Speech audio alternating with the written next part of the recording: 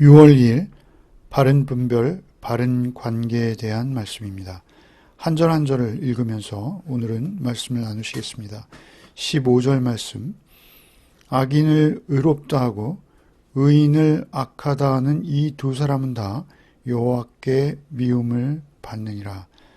선악간의 판단을 뒤집어 놓아서 도의와 질서를 근본적으로 파괴하는 행위로서 하나님께서 가장 혐오하시는 일입니다. 왜 그렇습니까? 하나님의 대표적 성품 자체가 의이시며 악을 징계하시는 정의로운 심판자이시기 때문에 그렇습니다. 절대 의는 우리 인간에게 그렇게 어렵지 않습니다. 지나치게 무지하지 않다면 선과 악은 대부분 선명합니다. 그럼에도 우리 주변에서 정치적으로 또 경제적으로 또 이웃과 가족 또는 친분 같은 것에 매여서 악을 악이라 말하는 것은 쉬울 것 같지만 굉장히 어렵습니다. 아니, 성경은 인간에게 절대 불가능하다라고 말씀하십니다. 의인은 없나니 하나도 없다 하시는 말씀, 이 말씀은 언제나 진리입니다. 인간의 법정에서 완전한 심판도 불가능하며 법정에서만이 아니라 작은 우리 개인의 단위에 있어서도 주변에서 우리가 선과 악을 뒤집어서 세상을 오염시키고 피해주는 일은 매일매일 일어나고 있습니다. 이 땅은 절대 의가 없는 곳입니다. 항상 의와 불의가 대립하는 전쟁터와 같은 곳입니다. 크건 작건 매일매일의 사건 속에서는 늘 다툼과 분쟁이 있고 그 가운데 절대의는 성취되지 않는 경우가 많이 있습니다. 우리에게는 절대적으로 굽히지 않고 주장하거나 말할 수 있는 자가 없다는 것입니다. 오직 예수 그리스도를 통해서만 의로워질 수 있다는 것이 성경의 진리입니다. 로마 3장 26절 곧 이때 자기의 의로우심을 나타내사 자기도 의로우시며 또한 예수 믿는 자를 의롭다 하려 하심이니라. 오직 의로움은 예수를 믿는 믿음으로 온전히 거듭난 자에게 해당합니다. 예수로 죽고 예수로 산 자입니다. 예수께서만 완전한 의이십니다. 그러나 세상은 완전한 의를 참지 못하고 예수께서 오시자 죽음에 이르게 한 것이죠. 내가 절대의가 아님을 인정하고 그리고 절대의를 사모하며 절대의에게 다가서고자 할 때 절대의가 우리 안에 실현되어질 수 있는데요.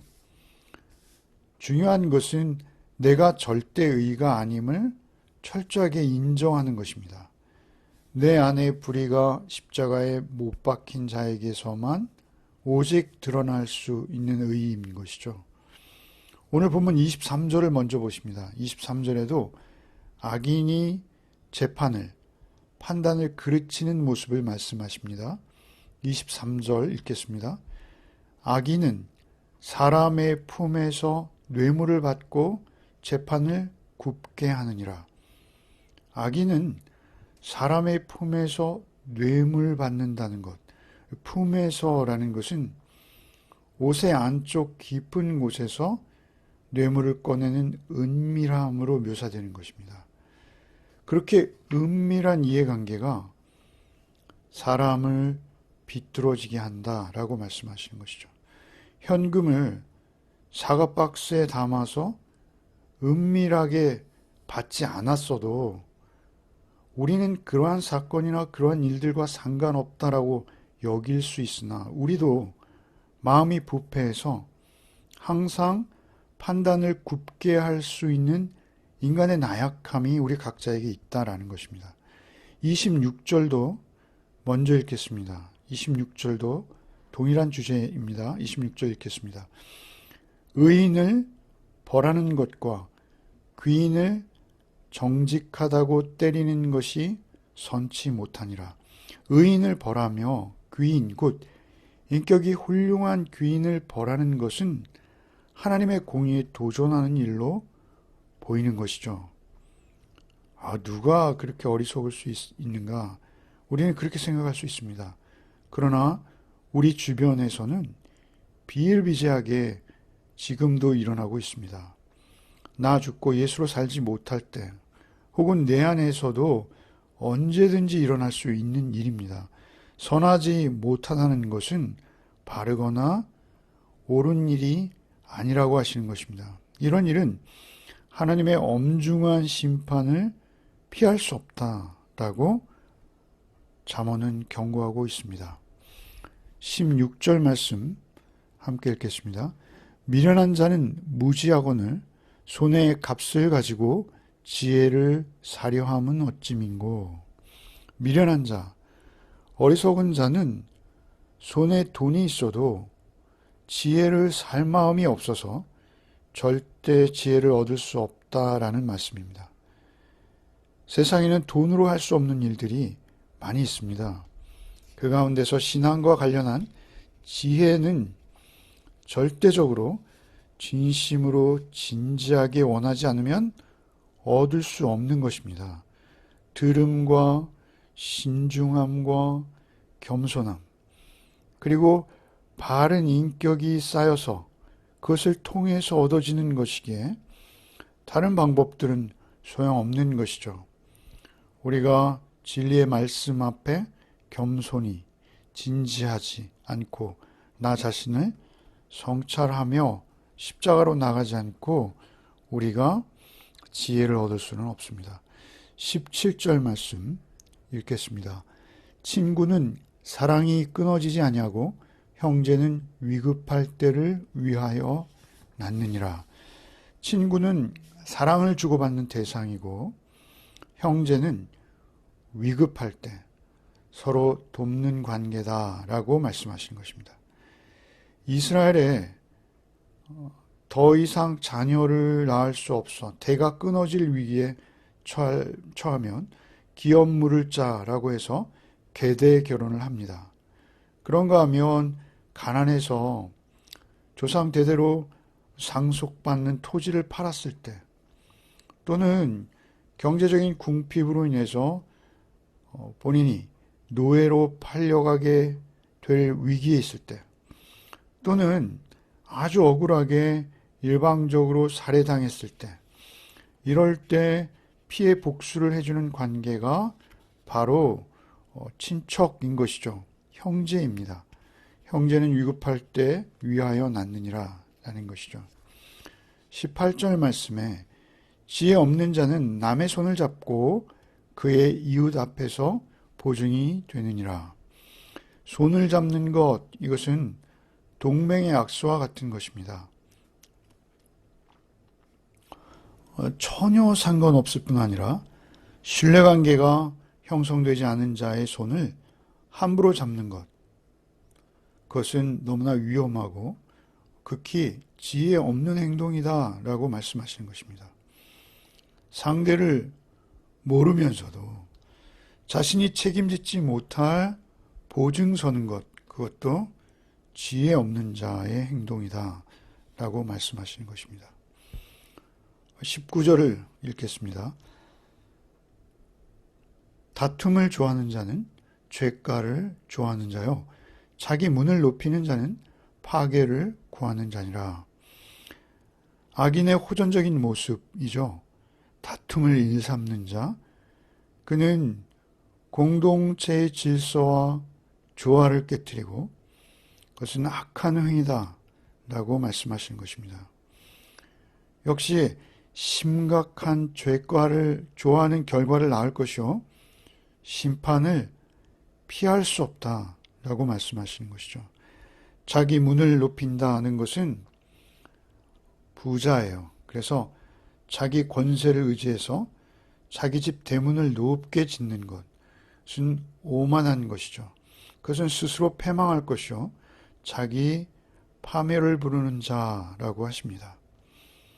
20절 말씀, 마음이 굽은 자는 복을 얻지 못하고 혀가 패역한 자는 재앙에 빠지느니라. 여기 마음이 굽은 자는 마음이 사악하고 그릇된 마음을 소유한 자, 곧 도덕성이 없고 마음이 심히 왜곡된 자를 말합니다. 그런가 하면 혀가 패역한 자라는 것은 불의와 거짓으로 가득한 마음에서 비롯되는 것인데요. 그 마음으로 말미암아 악한 말들을 자기 멋대로 쏟아내는 자, 상대방을 속이고 해치는 자를 말합니다.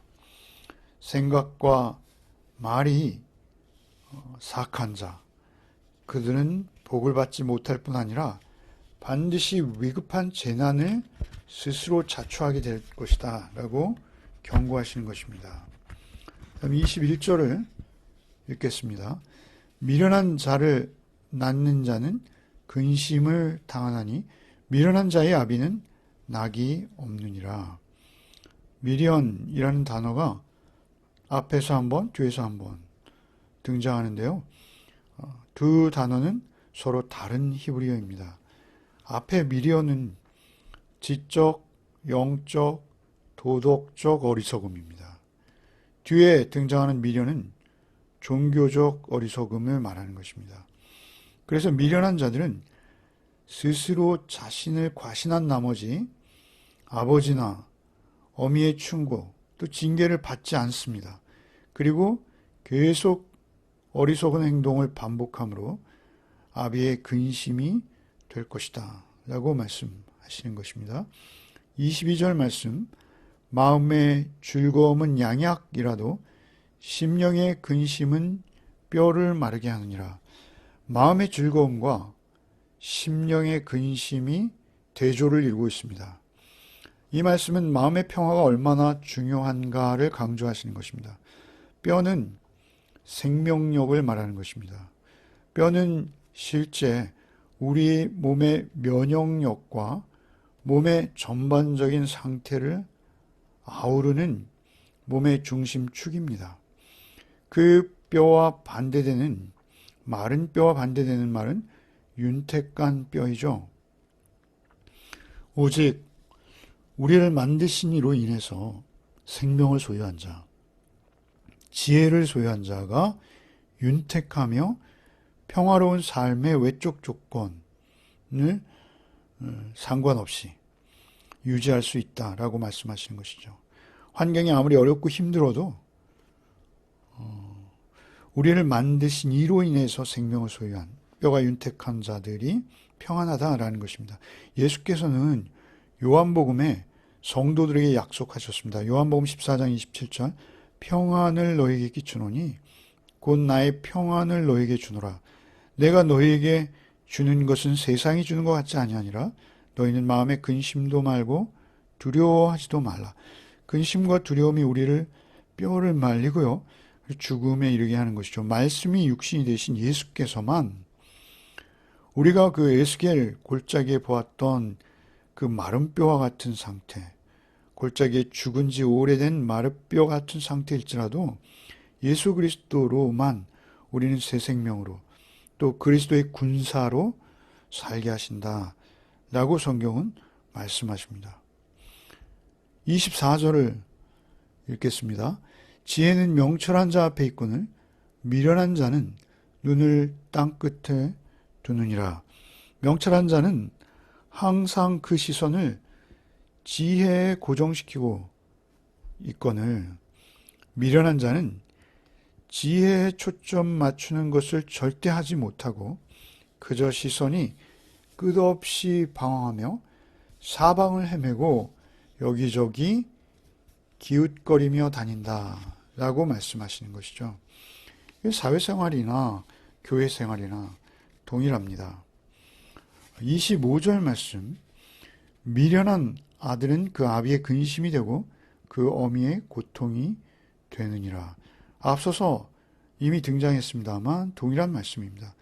어리석은 아들은 자기 자신을 과신하고 자신이 가장 현명하고 지혜롭다라고 고집을 버리지 못하며 부모에게 끝없는 근심과 고통을 준다라는 것을 다시 언급하십니다.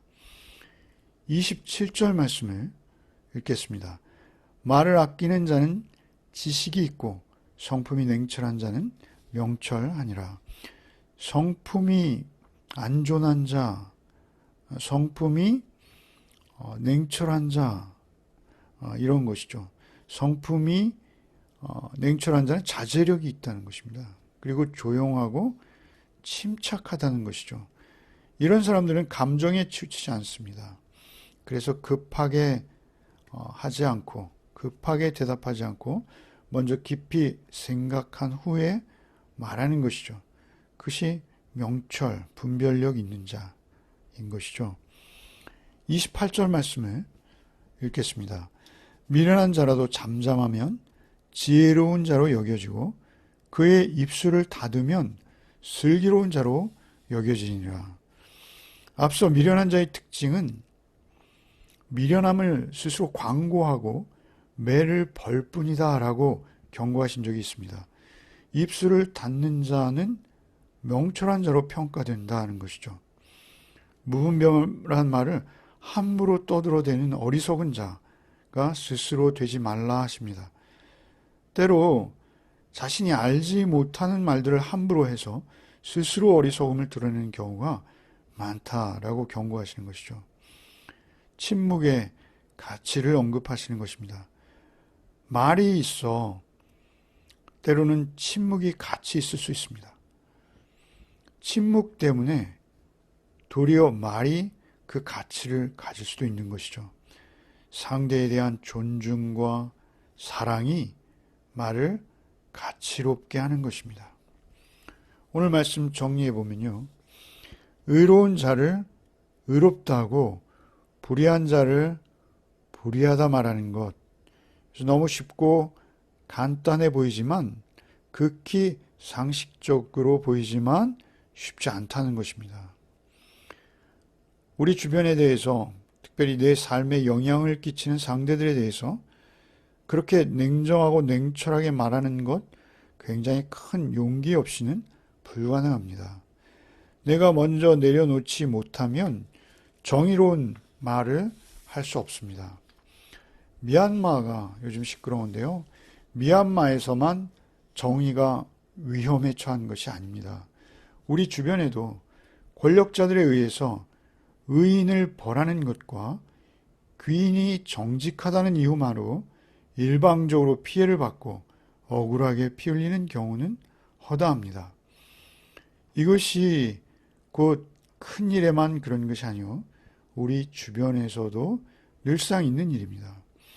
오직 믿음이 있는 우리 성도는 불의한 힘에 대해서 옳게 분별하고 저항하는 일을 멈추지 말아야 합니다. 하나님의 사랑 그리고 하나님의 공의만이 영원히 가치롭고 그리고 우리에게 구원을 주시는 것입니다. 그 하나님의 회복된 형상을 지니고 오늘도 하루를 살아내시는 우리 열매 가족들 되시기를 바랍니다. 기도하겠습니다. 주님, 오늘도 말씀으로 우리를 깨우치시니 감사합니다. 마른 뼈인 나를 찾아오셔서 그리스도의 생명의 군사 되게 하신 주님, 오늘도 오직 하나님의 공의와 정의만이 영원한 승리인 것을 잊지 않게 하시옵소서. 주께서 주시는 은혜로 오늘도 내 주변에 의와 불의를 구분하는 명철을 주시옵소서. 지혜로운 방법과 지혜로운 때를 분별하게 하셔서 꼭 절제된 말로 하나님의 의를 드러내는 용기 있는 하루를 살게 하여 주옵소서.